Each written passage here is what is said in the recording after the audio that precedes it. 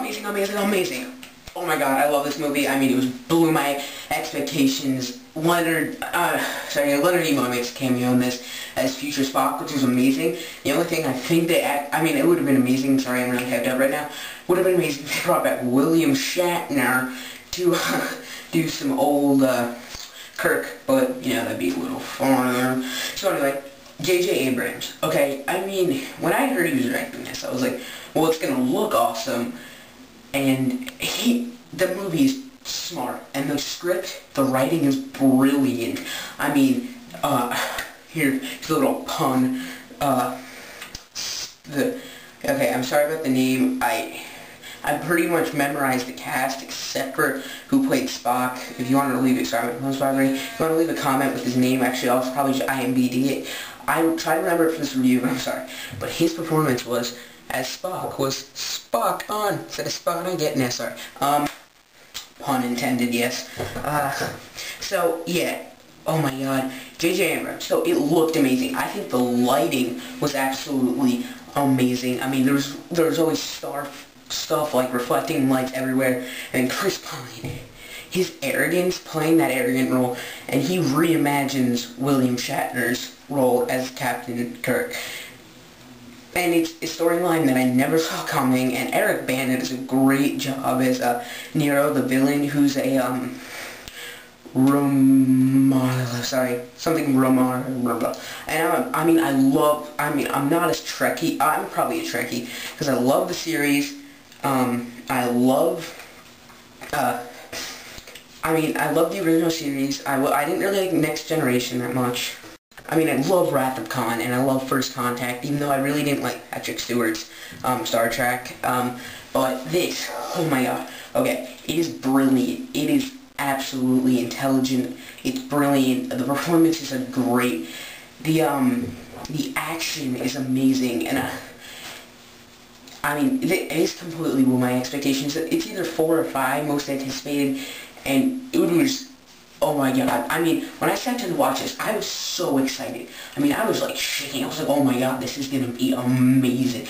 And it's one of those movies you just don't talk through. X-Men, you know, I talked a little bit, but I was psyched into this movie, and it entices you. It is an amazing film. It has its flaws, yes.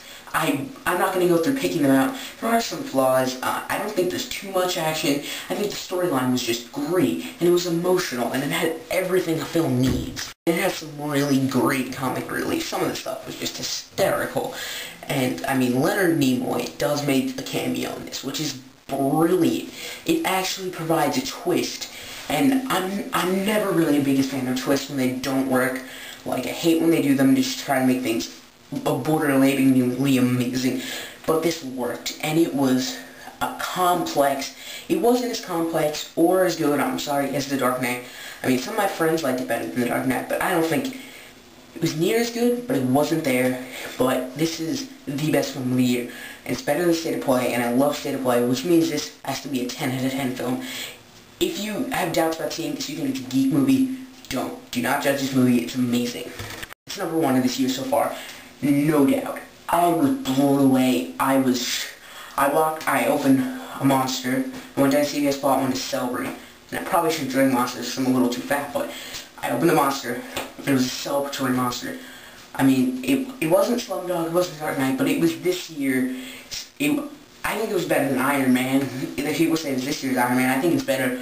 And, I mean, now I'm just looking forward to this summer. It could be something great. I mean, but what I noticed, the first 3 weeks of summer are all prequels.